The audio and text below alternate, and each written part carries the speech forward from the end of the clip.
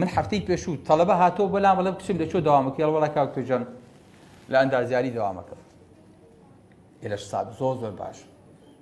دایکی وتی کاکتۆر ئەزانی ئێستش کچەکەم هەموو شەوێ ئەگری بۆ تۆپ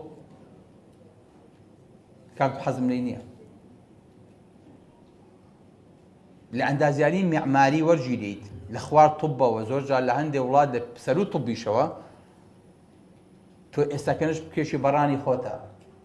ئێوە زان ڕەفیقمان هەیە کە هەر لە شەشە هەندەسەی هێناوە شەشی تەواو کردووە ماڵ و مناڵی هەیە کاسبی خۆی هەیە. ساڵە کاکتۆر ئەبێت من واز لە هەموو شتێکی خۆم بێنم بچم لە یەکی کولیەوە دەست پێ بکەمەوە بۆ ئەوەی کە بم بە دکتۆر و دوای بم بە ئەخسای دوای عایادە بکەمەوە. ئێوتم پڕم تا تو ئەمانە تەواوەکەی تەمەنت 45 تێپەڕانووە تازە فرێی چیەکەویت.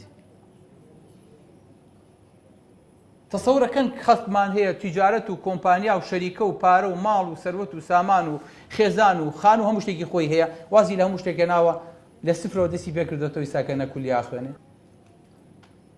ئەم نەخۆشیە چییە؟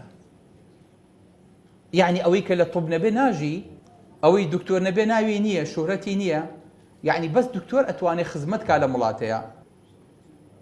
ئەم هەموو کەلێن و قوربەسەریەمان هەیە.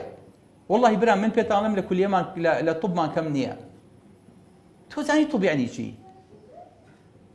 یعنی ئەوەی کە تۆ خەفەتی بۆ خۆیت خۆزگە ڕۆژێکم هێنایت لەگەڵ خۆما دامەنایت کەتا زانی ئەزانی ئەگەر کەسێ بۆ خوانەژی توب قیمەتی نییە ماڵوێرانی و قوربەسەریە بۆی چکە بۆ ئەو دکتۆری کە نەخۆشی نییە خەفەتە خوارد هیچی دەست ناکەوێت. ئەوەی کە هەشێتی ئەو نەمەشغوڵە بێ فریای خواردنی پارەکەی خۆی ناکەوێت کەواتە لە هەردوو بارەکەی ئیسفادەی لە ژیان نەکرد. ژیانەکەشی ئەو نەسەختە. ئێوە زان هەموو شتێکمان ئێمە کردووە بە قوربانی ئەمە. ئایا ئەمە ئەوە ئەهێنیت کە ملی خۆمان یا بۆ شوێ بۆ بشکێنین و هەموو کۆمەلگای بۆ بخەینە ڕۆنجە ڕۆییەوە؟ نەخێر.